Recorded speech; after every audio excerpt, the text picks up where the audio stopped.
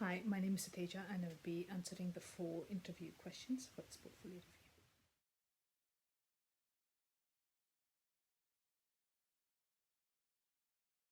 The question would most likely depend on the type of test being performed.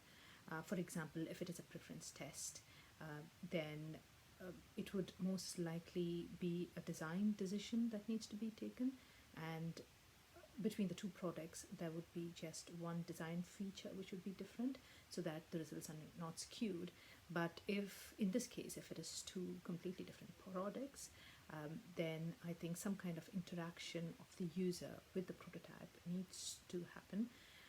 So in that case it would most likely be a very scaled down usability testing where only one question is asked. And if that's the case, then I think the question I would ask the user is, what do you think is the core feature of the product and how would you use the core feature?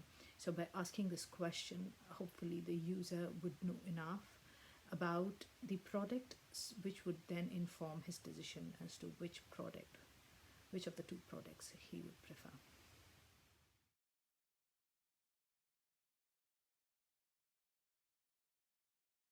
The design decision would be taken based on the data from the evaluative research. So to get the right data from the research, I think a well thought of intent and goal of the test is required, along with the choice of the test that needs to be taken as well. For example, in my most recent project, I had to understand what kind of information the users needed on the home screen in addition to what was already displayed. So for this, I ran some usability tests so that I could ask enough open-ended questions followed by scenario-based tasks. So the data from this test showed that the users really wanted to see their daily progress and needed some kind of daily tracker on the home screen. My next design decision was to understand if they needed inspiration content or weekly progress in addition to the daily tracker on the home screen. So I ran a preference test with only one design changed on both of these screens. And I got an overwhelming response that 92% of the users wanted to see their weekly tracker in addition to the daily tracker on the home screen.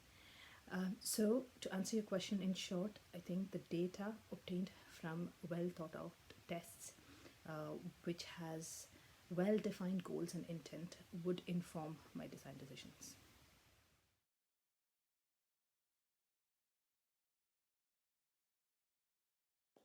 I think the data completely depends on the type of test being performed. For usability testing, I have created affinity maps to group the results and then put them on a rainbow spreadsheet to understand the severity of the issues, so that it helped me choose the issues that had to start work on immediately and change in the prototype. And the preference tests, I think the data is pretty straightforward. It would straight away show which design decisions are clear winners.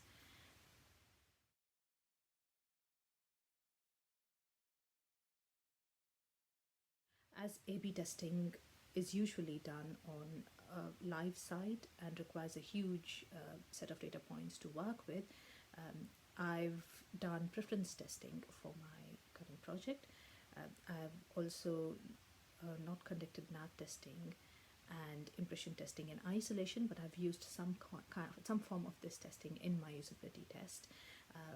I have asked users to navigate through my prototype, and I've made notes of the amount of time they have taken to go through the tasks.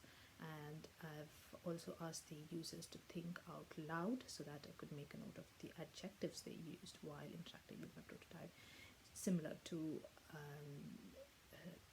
an impression testing. What I would like to conduct going forward is I'm quite interested to conduct a 5-second impression testing with my prototype to understand what the first impressions of our prototype are on our users.